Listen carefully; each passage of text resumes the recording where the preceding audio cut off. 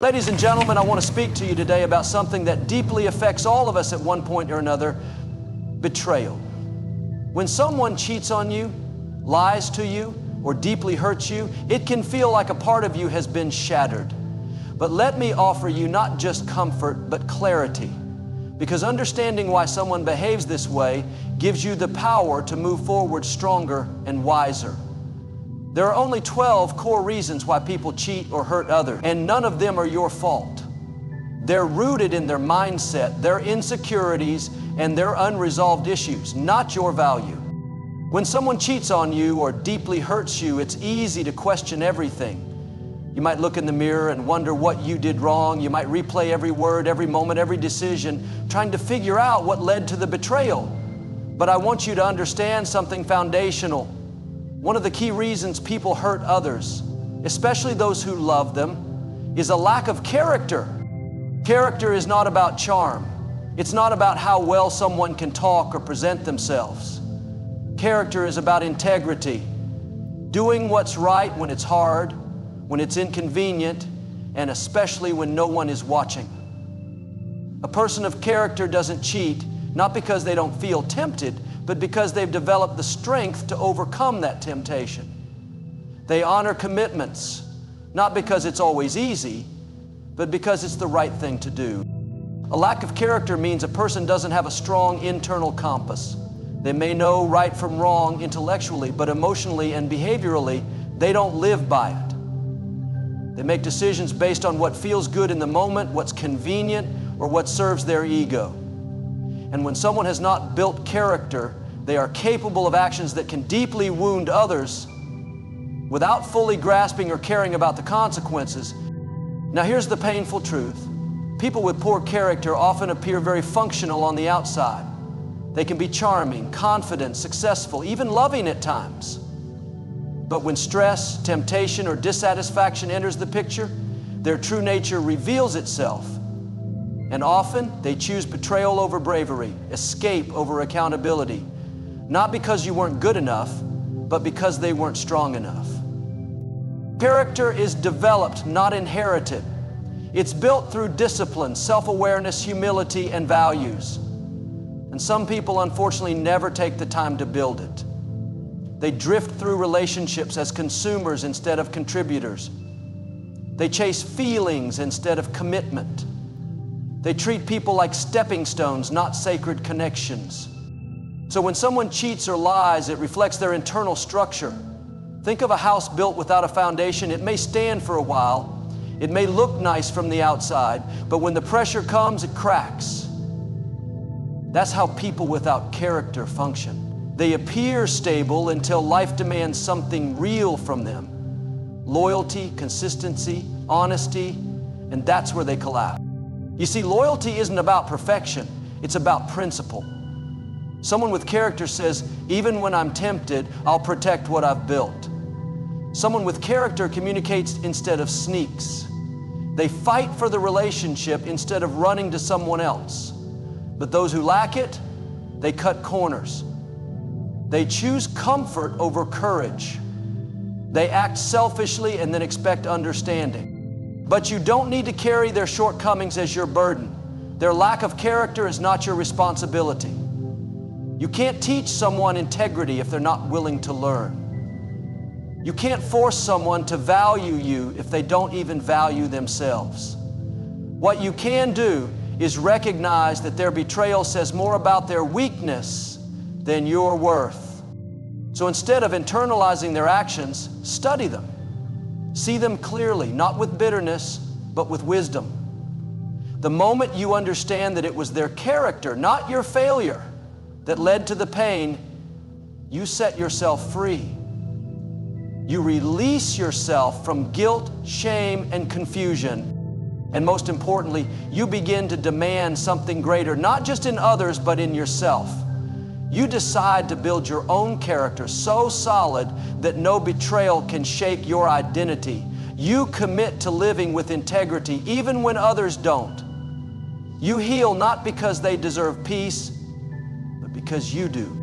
You didn't deserve to be hurt, but you do deserve to grow stronger from it. And when you learn to recognize poor character in others, you protect yourself from repeating the same lesson. Because now you know better, and when you know better, you live better. You said, expand to up to 600 words. Don't add any headings. ChatGPT said, emotional immaturity is one of the most underestimated yet common reasons why people cheat or hurt others. It doesn't always look obvious. In fact, some emotionally immature individuals may seem charming, funny, or even responsible on the surface, but deep down they lack the emotional tools to handle real connection, accountability, or the depth that love requires. When someone is emotionally immature, they react rather than reflect. They escape rather than engage. They break things rather than build them. You see, emotional maturity is not about age. It's not about how long someone has been in relationships or how confident they appear. It's about the ability to regulate emotions, communicate honestly, take responsibility for one's actions, and make decisions based on long-term values rather than short-term gratification. An emotionally mature person doesn't run from problems, they face them. They don't betray, they have conversations. They don't act out, they reach out. When someone cheats, lies, or deeply wounds another person due to emotional immaturity, they're not thinking about the consequences. They're not thinking about the pain they're causing. They're thinking about how to avoid discomfort, how to feel better quickly, or how to get their emotional needs met without doing the real work of growth. They want the benefits of connection without the responsibility that comes with it. And in that state, they become reckless with people's hearts. A person who is emotionally immature lacks the ability to process pain in a healthy way. If they're hurt, they might lash out. If they feel insecure, they might seek attention elsewhere. If they feel bored, they might create drama or chase excitement in destructive ways. And instead of communicating their fears, their needs, or their dissatisfaction, they act impulsively because that's easier than being vulnerable. Now, this doesn't mean they're inherently evil or unworthy of love. It simply means they haven't grown. They haven't taken the time or made the effort to become someone capable of healthy love. And the danger is, if you're mature and they're not, you will constantly find yourself feeling like you're the problem. You'll take on their emotional burdens. You'll justify their behavior. You'll try to fix them, change them, heal them. But the truth is, emotional growth is a personal decision. No one can do it for someone else. If someone has hurt you because of their emotional immaturity, it's not your job to make excuses for them. It's your job to protect your peace. It's your responsibility to recognize the difference between someone who's trying to grow and someone who's avoiding it. You deserve a relationship where communication is open, where honesty is the foundation, and where maturity isn't optional, it's expected. Don't let someone's inability to grow make you feel like you're too much. You're not too much. You're just too evolved for someone who refuses to meet you at your level. Emotional immaturity often causes chaos because it resists structure. It resists commitment. It resists truth. And if you try to build something meaningful with someone who avoids those things, the foundation will always crumble. The best thing you can do is observe, not absorb. If someone shows you they're emotionally immature through their actions, believe them. You don't need to fix them. You don't need to shrink yourself to keep them. You need to release them and make space for someone who has done the emotional work. Let their immaturity be their lesson, not your prison. Because maturity is not about never making mistakes. It's about owning them, learning from them, and doing better. And you deserve someone who understands that love is not a game, but a commitment to grow together. So if someone hurts you because they were emotionally immature, forgive them. But never forget to choose yourself next time. Choose peace, choose emotional safety, choose maturity, because love without maturity is just a cycle of pain in disguise. You said, expand 3 up to 600 words. Don't add any headings. ChatGPT said, some people cheat or hurt others simply because they are addicted to attention. It's not about love, and it's not about you not being enough. It's about their endless craving to feel validated, noticed, and admired. This kind of addiction is subtle but powerful. It drives people to constantly seek external approval, even when they are already in a committed relationship. They want to be desired by many, even when they are loved by one.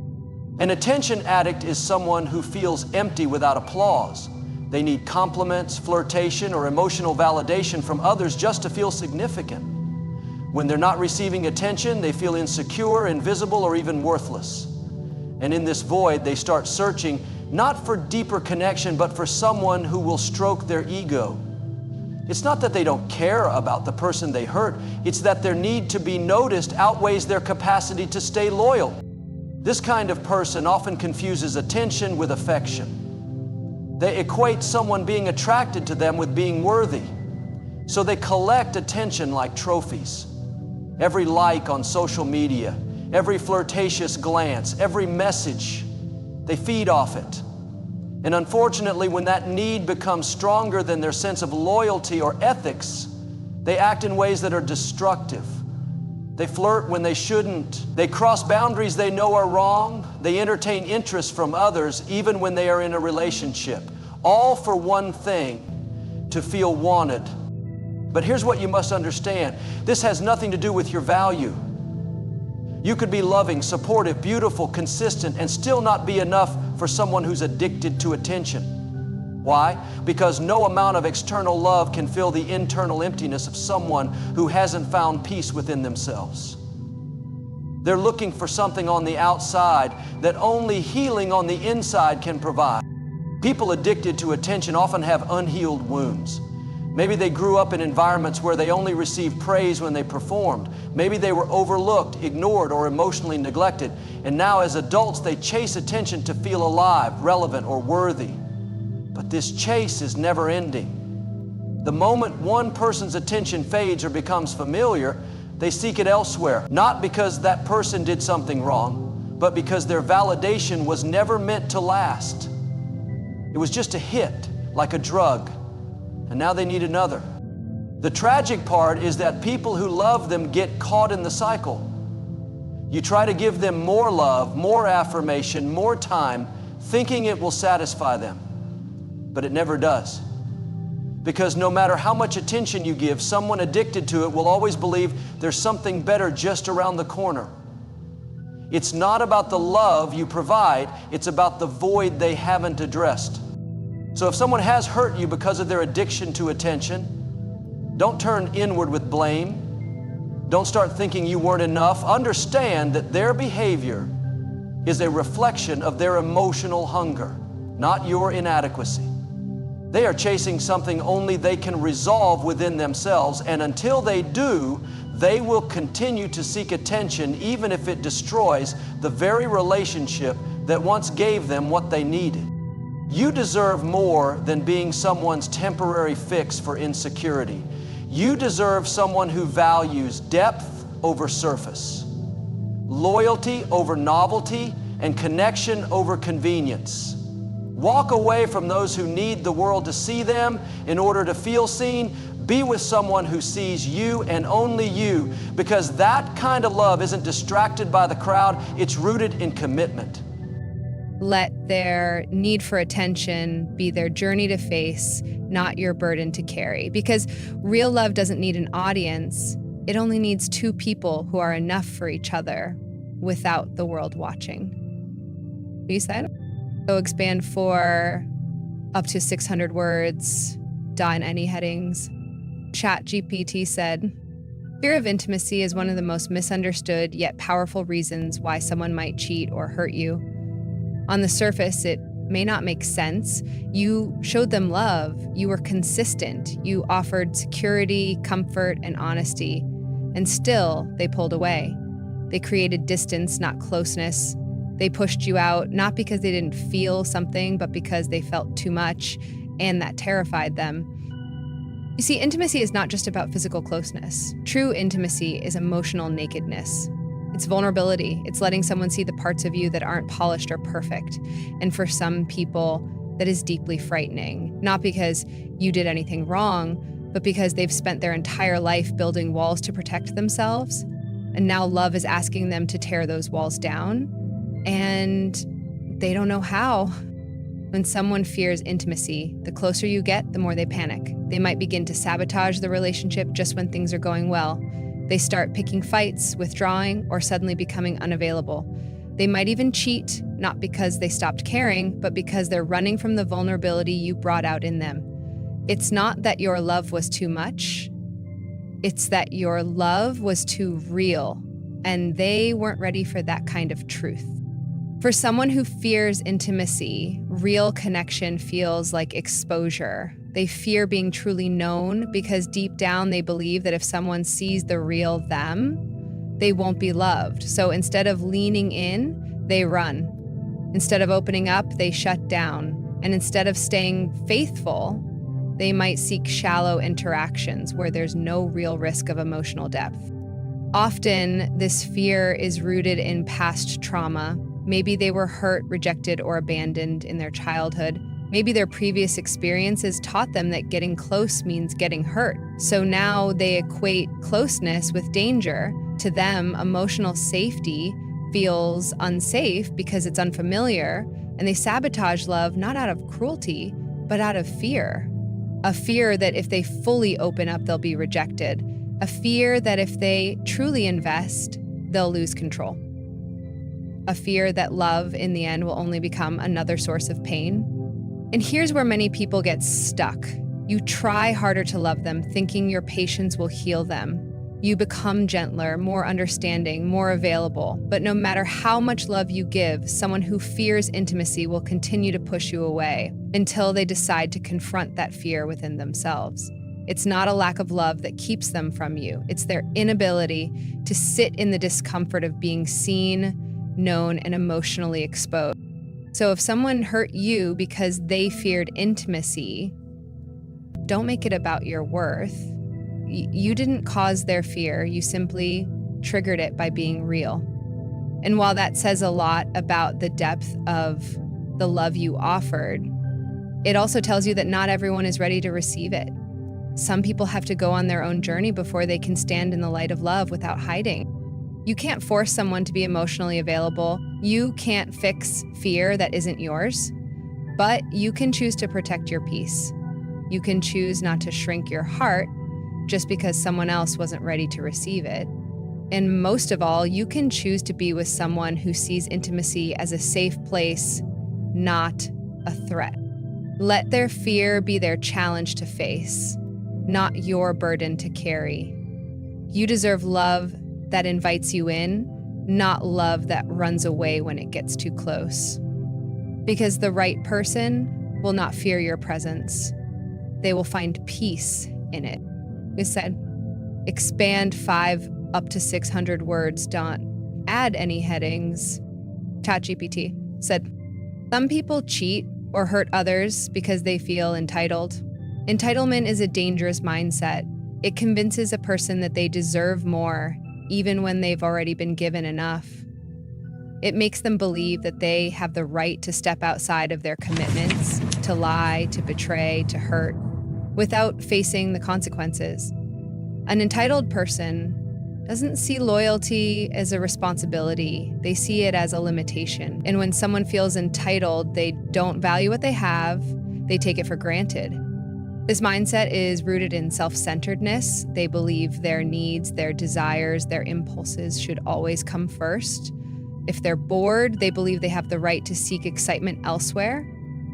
If they're unhappy, they think they're justified in stepping out instead of working through it.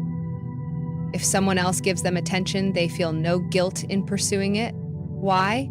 Because in their world, their feelings matter more than anyone else's pain. Entitlement blinds people to the truth. It makes them think that they are owed something from life, from others, even from relationships. Instead of appreciating love, they exploit it. Instead of nurturing loyalty, they manipulate it. And when you love someone like this, it can be devastating. Because no matter how much you give, how kind you are, how patient and present you remain, they still believe they deserve more. They might say things like, I wasn't happy, or I needed something different, as if that justifies betrayal. But unhappiness is not a license to hurt people. Dissatisfaction is not permission to abandon responsibility. Relationships are not about perfection, they are about commitment. And when someone breaks that commitment out of entitlement, they're revealing their inability to value anything beyond themselves. You must understand this clearly. When someone cheats or lies because of entitlement, it's not about you not doing enough. It's about them believing they deserved more than what they were willing to earn. They want love, but they don't want to give it. They want trust, but they don't want to honor it. They want the benefits of loyalty without the burden of discipline. And in that imbalance, they destroy what could have been beautiful. Entitlement shows up in little ways first.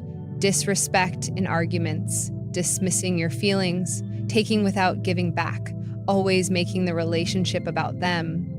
Over time, these patterns reveal a core truth. They are in it for what they can get, not what they can build. And if that entitlement goes unchecked, it turns into betrayal. Because they believe they are allowed to cross lines others must respect. You can't teach humility to someone who clings to entitlement. You can't make someone value your heart when they think they are owed it by default. What you can do is set boundaries. Walk away from people who think loyalty is optional. Refuse to lower your standards just to keep someone who refuses to rise to meet them. You are not a reward for someone who doesn't want to do the work. You are not a prize for someone who disrespects the game. Let their entitlement teach you something. Value cannot be forced. Appreciation must be earned. And anyone who treats love like an entitlement will never understand its true worth. The right person will never feel entitled to your love. They will feel grateful for it. They will protect it, not play with it. They will choose it every day, not when it's convenient. So, if someone hurt you because they felt entitled, don't take the blame. Let it be a mirror of their mindset, not your mistake. You deserve someone who doesn't just receive your love, but honors it. Someone who doesn't feel owed your loyalty, but desires to earn it through their own. Because that's where real relationships begin, not in entitlement, but in mutual respect. You said, expand up to 600 words. Don't add any headings, ChatGPT said. Insecurity is one of the most subtle yet destructive reasons why people cheat or hurt others. It doesn't always show up in obvious ways. Sometimes it hides behind confidence, behind charm, behind success. But deep down, an insecure person is battling fears they don't speak about. They don't feel good enough, strong enough, attractive enough, or worthy enough. And instead of facing those internal struggles head on, they project them out. They hurt people as a way to protect themselves from being hurt first. When someone is deeply insecure, they often crave external validation to feel okay. They need compliments, attention, and reassurance constantly because they don't believe in their own worth. They seek approval from others not out of desire, but out of need. And when that need isn't constantly being met, they begin to feel anxious, unloved, or forgotten.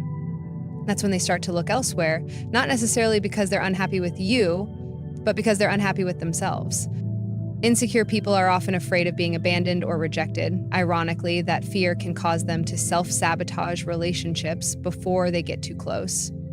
They might cheat, lie, or act distant, not because they don't care, but because they're terrified of being truly seen and then rejected. So instead of allowing themselves to be vulnerable, they act in ways that create distance. It's a form of emotional protection, even though it causes more damage in the long run. The problem is that insecurity, if left unchecked, leads to selfish behavior. Instead of building trust, they test it. Instead of nurturing love, they challenge it. They might cheat to prove to themselves that they still have value.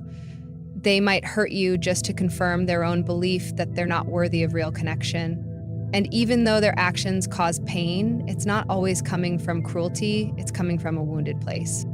But no matter how deep someone's insecurity runs, it doesn't excuse betrayal. Everyone has wounds, but not everyone chooses to act from them. Some people use pain as an excuse to damage others.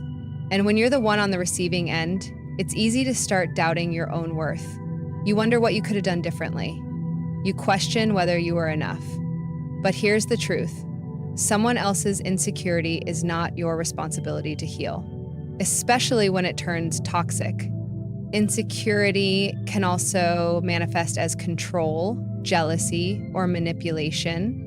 They might try to control where you go, who you talk to, or how you dress, all because they fear losing you. They might become possessive, accusing, or emotionally distant. But beneath it all, the root is the same. They don't feel secure in who they are, so they try to control everything around them to feel safe. You can support someone who's insecure, but you cannot save them. You cannot give them enough love to fix what they won't face within themselves. Healing insecurity is an inside job, and until they choose to grow, they'll continue to create instability. And you'll find yourself constantly pouring into someone who can't hold what you give. If you've been hurt by someone acting out of insecurity, don't carry that weight. Their pain is not your fault. You didn't fail them. They failed to confront their own brokenness. And while compassion is noble, it should never come at the cost of your peace.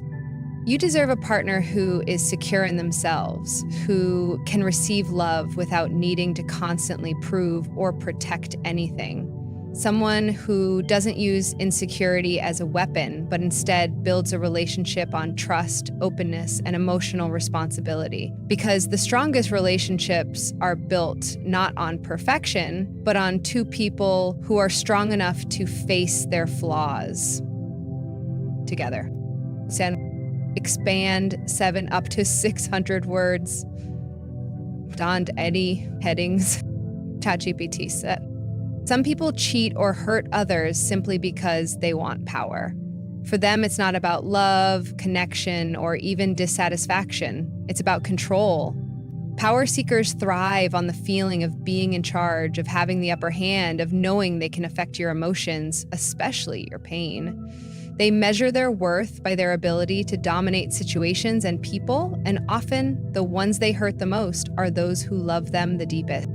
You see, the desire for power in relationships often stems from a deep internal void. These individuals may feel small, weak, or insignificant on the inside, so they try to reverse that by controlling others on the outside. If they can manipulate your feelings, if they can make you doubt yourself, if they can cause emotional chaos and still keep you around, they feel powerful. It's twisted, but to them, it's a form of validation. A person who cheats or lies for the sake of control isn't necessarily driven by lust or temptation. Many times they want to prove to themselves that they still have influence, that they are wanted, that they are irreplaceable. They like knowing they can hurt you and you'll still stay. That's power. And for someone who craves it, loyalty isn't a priority. It's just another tool they can exploit. Power-driven behavior often starts subtly. It shows up in small manipulations, a lie here, a mind game there, pushing your boundaries just to see how far they can go, testing your patience, then blaming you for overreacting. They want you emotionally off balance because that's when they feel in control. The more you try to please them, the more they test you. And the more you give, the more they take. It becomes a cycle, one where you're always trying to gain their approval and they're always keeping it just out of reach. They may even cheat to prove something, not necessarily to you, but to themselves, to prove they still have it, to show they can get away with it. It's not always about the other person.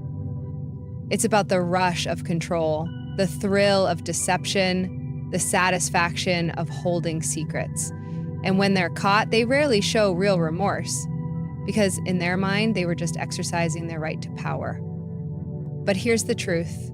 Real power doesn't come from control. It comes from self-mastery. It comes from honesty, from integrity, from the ability to treat others with respect, even when you have the option not to. People who seek power by hurting others are not strong. They are weak. Because it takes no strength to deceive. It takes strength to be loyal when no one is watching. It takes strength to be faithful in moments of temptation. It takes strength to choose empathy over ego. If someone hurt you just to feel powerful, understand this. It was never about you. It wasn't because you weren't enough. It was because they didn't feel like enough. And they tried to compensate by diminishing your light. They used your love as leverage to boost their ego. But their need to feel superior doesn't define your value. It exposes their insecurity. You deserve someone who empowers you, not someone who competes with you. Someone who sees love as a partnership, not a power struggle. Someone who doesn't need to cheat, lie, or manipulate just to feel important. Because in healthy love, both people rise. Both people feel seen, both people feel safe. Walk away from anyone who thinks breaking you makes them stronger. That is not love. That is control. And control disguised as love is just emotional warfare. Set yourself free from it. Reclaim your peace. Reclaim your voice. And above all, remember this: real love doesn't need power games. It thrives in truth, respect, and equality. You said, expand 8 up to 600 words. .ad any headings? ChatGPT said. Some people cheat or hurt others because they're chasing temporary excitement. They become bored with stability, restless in routine, and hungry for newness. What they don't understand is that true relationships are not built on constant stimulation. They're built on depth, trust, and emotional connection. But when someone confuses love with excitement, they start mistaking peace for boredom. They look at consistency and think something is missing. So instead of appreciating what they have, they start chasing the next thrill. This kind of person isn't always malicious. In fact, many don't even realize how destructive their mindset is. They're addicted to the high of newness, the rush of a fresh connection, the mystery of someone they don't know yet, the adrenaline of doing something forbidden. They chase that feeling again and again, hoping it will last, but it never does. And because the truth is, excitement fades. And when it does, they find themselves back at square one, needing another fix. People who chase excitement often struggle with emotional immaturity. They haven't learned how to stay present in the quiet seasons of love. They don't know how to nurture a bond when it's no longer shiny and new. They think the spark is the whole fire, but in reality, it's only the beginning. Real love requires work, patience, and intention, but someone hooked on excitement sees effort as a burden. They want love to feel like a movie scene every day. And when it doesn't, they start seeking that feeling elsewhere. What they fail to understand is that excitement is easy. Anyone can feel sparks with a stranger, but building something that lasts requires emotional strength. It means learning to find beauty in the ordinary. It means growing through challenges instead of running from them. It means choosing your partner even when things feel slow or repetitive. But someone who chases excitement will skip all that. The moment love demands maturity, they exit, not because the love is gone, but because the thrill is. They'll say things like, I just needed something different, or I didn't feel the same anymore. But what they really mean is, I don't know how to sustain love without constant stimulation.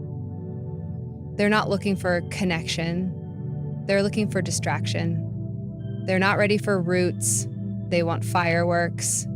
And the worst part is, they often hurt people who are ready to offer something real.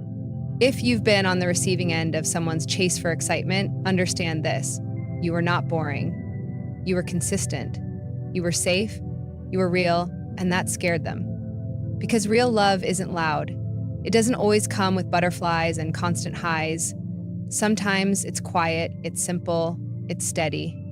And for someone who hasn't matured emotionally, that feels like a problem, even though it's actually the greatest gift.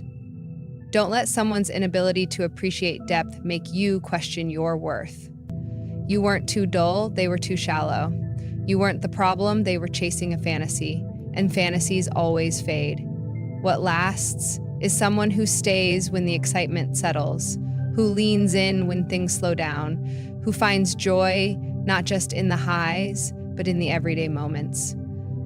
Let them chase their temporary highs, let them run from real love, because one day they'll realize that excitement without connection is empty, that thrill without loyalty is fleeting, that chasing novelty only leads to loneliness in the end. You deserve someone who finds their excitement in you, not in newness. Someone who sees adventure in building a life together, in growing through seasons, in sharing the ordinary. Because the right person won't need constant sparks to stay. They'll choose the fire that never goes out, steady, quiet, and true. You said expand 9 up to 600 words, don't add any headings. ChatGPT said. Sometimes people cheat or hurt others because they're emotionally unavailable. This doesn't always mean they're cold or distant from the start. In fact, many emotionally unavailable individuals appear charming, attentive, and even loving in the beginning, but the moment things start to get deep, the moment real emotional intimacy is required, they begin to shut down. It's not because you did something wrong, it's because emotional closeness triggers a fear they haven't dealt with. They don't know how to let someone all the way in, and when they feel that happening, they pull away. Sometimes by cheating, sometimes by hurting, and often without clear explanation.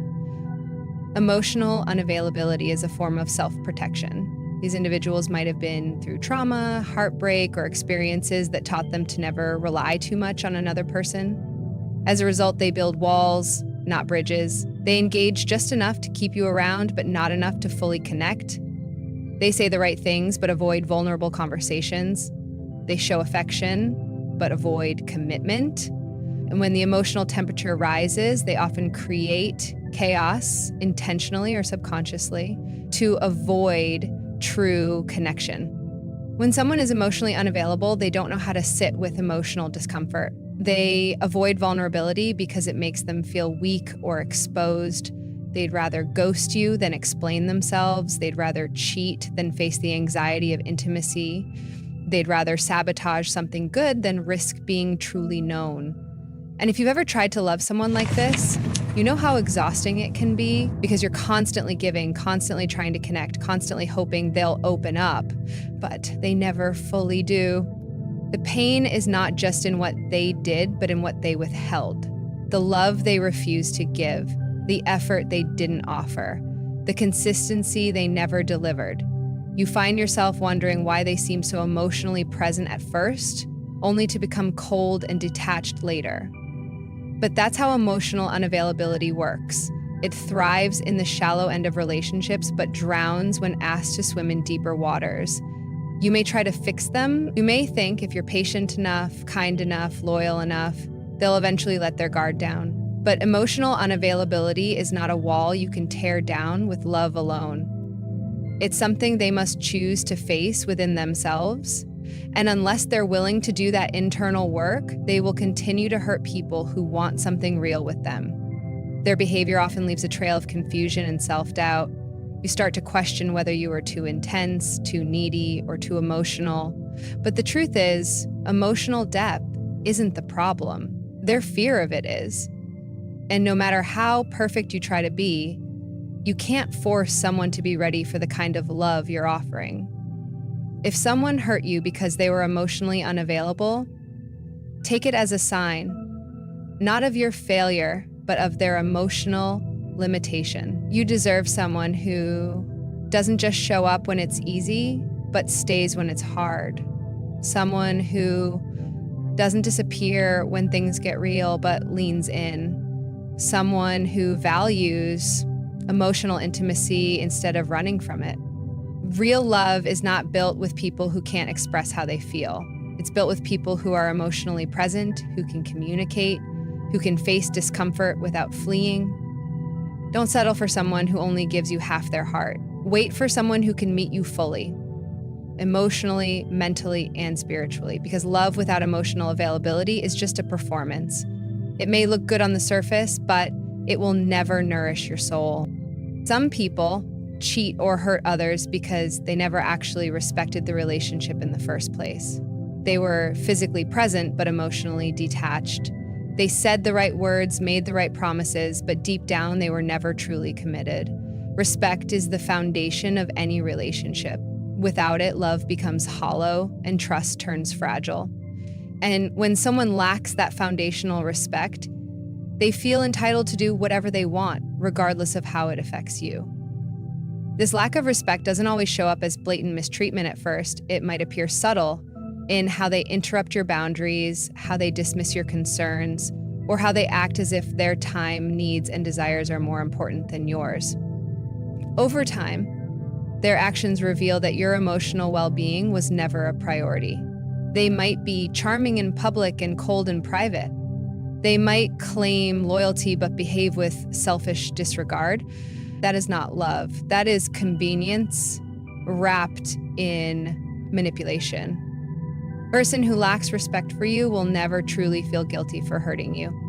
They'll justify their actions, shift blame, or minimize your feelings.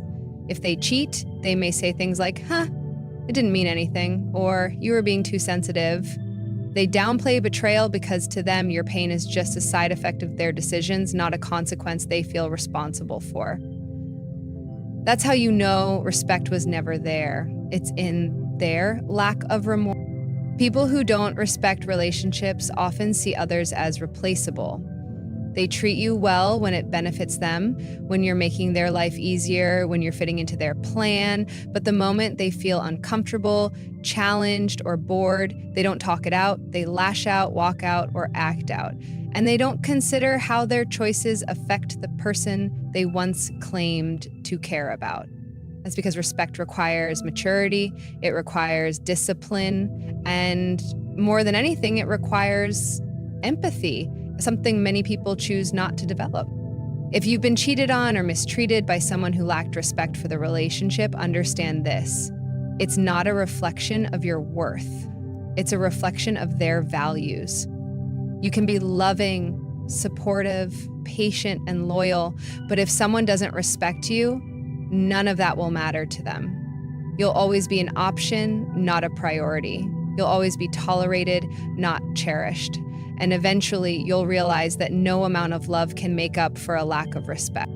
Real respect shows up in how someone speaks to you when they're angry. It shows up in the decisions they make when you're not around. It shows up in how they treat your emotions. Do they handle them with care or do they weaponize them against you? You can't build a future with someone who sees you as a placeholder. You can't grow with someone who views loyalty as conditional. And you definitely can't heal in a space where respect is absent. Don't waste your energy trying to earn respect from someone who never intended to give it. That's not your job. Your job is to honor yourself enough to walk away from those who treat your presence like an afterthought. Because when someone truly respects you, they will never allow their impulses, pride, or temptations to risk losing you. They will be honest, they will be faithful, they will be consistent. Respect is not a favor. It's a basic requirement. It is the soil in which trust grows. Without it, nothing meaningful can survive. So if someone disrespected your love, let that be their lesson, not your burden. The right person won't just respect the relationship. They'll protect it, nurture it, and fight for it every single day. Some people cheat or hurt others because they're trying to escape from themselves. They carry inner pain, unresolved trauma, deep insecurities, or emotional baggage that they've never dealt with. Instead of healing, they distract. Instead of facing their truth, they run. And in the process, they hurt the people who try to love them the most. Not because those people did anything wrong, but because the cheater is at war within. Their betrayal isn't just about desire or opportunity. It's a reflection of inner turmoil that's been left unchecked. This kind of person doesn't cheat because they're bad. They cheat because they're broken and haven't taken responsibility for their healing. They feel empty and try to fill that void with temporary affection. They feel unworthy and try to prove their worth by seeking validation from others. They feel powerless and try to gain control through secret relationships, lies, or manipulation. What they don't realize is that no amount of outside pleasure can fix what's damaged inside. When someone is disconnected from themselves, they often form shallow connections with others. They're unable to truly love because they haven't learned how to love themselves. And when you try to love them, you're met with confusion. One moment they're close, the next they're distant. One day they say they want forever, the next they act like you don't matter. That inconsistency is not about you. It's about the storm inside them they refuse to calm. Escaping from self is one of the most common but hidden reasons people betray their partners. It's not about who you are, it's about what they can't face in themselves. And instead of doing the inner work, like going to therapy, learning emotional regulation, building self-awareness, they take the easy route, distraction. They run to another person, another conversation, another momentary thrill. Not because it satisfies them, but because it silences the inner noise for a while. But nothing external can fix an internal issue. So even after they cheat, they're not fulfilled. Even after they lie, they're still empty. The guilt, the shame, the chaos they create, it all catches up. And yet, unless they choose to face themselves, they repeat the same cycle again and again, hurting one person after another, always running from the same thing, their own reflection. You've been hurt by someone like this, it's important to understand that their betrayal wasn't proof that you weren't enough. It was evidence that they were broken and afraid to heal. You didn't fail them. You were just never going to be able to fix what they refused to confront. No amount of love, sacrifice, or patience can heal someone who isn't ready to face themselves. That's not your burden to carry. You can't save someone who keeps choosing escape over growth. You can't build with someone who keeps destroying what's good because they're afraid to feel too much. And you definitely can't have peace with someone who is at war within. But you can choose peace for yourself. You can recognize the difference between someone who's healing and someone who's hiding. You can decide not to take their actions personally, because what they did says more about their wounds than your worth. And most importantly, you can walk away knowing that their failure to love you properly wasn't your failure. It was a reflection of their inner conflict. The right person won't need to escape from themselves to love you. They'll be emotionally present, self-aware, and open. They won't use love as a distraction. They'll see it as a responsibility and a gift, because real love doesn't run from pain. It faces it, heals through it, and grows stronger because of it. Some people cheat or hurt others because they never learned how to love in a healthy way. They may have grown up witnessing toxic relationships, manipulation, or conditional love. Their understanding of love is distorted, shaped more by dysfunction than by truth. So when they enter a relationship, they bring those same patterns with them. It's not that they don't want love. It's that they don't know how to give or receive it without sabotaging it. They confuse control with connection, attention with affection, and chaos with passion. This is one of the most heartbreaking reasons people betray the ones who care for them.